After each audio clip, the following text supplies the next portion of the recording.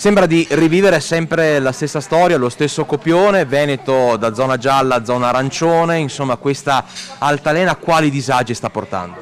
Beh, per noi sicuramente, per tutta la categoria comunque della ristorazione, è di nuovo un ricominciare la situazione dell'anno scorso, un rivivere, e quindi disagi, soprattutto non riusciamo a programmare nemmeno il futuro a medio termine, non lungo. Si è passati dalla speranza magari di avere delle concessioni per l'apertura serale invece a nuove restrizioni. Già era un disagio comunque dalle 6 in poi non poter più lavorare, adesso si ritorna in una situazione ancora peggio e secondo me, non vorrei essere pessimista, ma si andrà forse anche verso la zona rossa. È più un fattore psicologico, diciamo. Siamo prossimi ad andare in cura per capirci, perché sennò disastro. Che danno è per voi?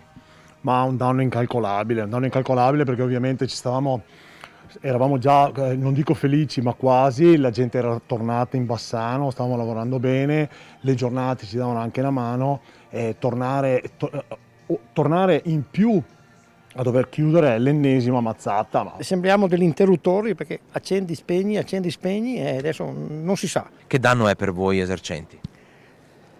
Allora, morale tanto, finanziario è meglio non parlarne. E intanto tra sconforto e rassegnazione c'è anche chi decide di chiudere a data da destinarsi.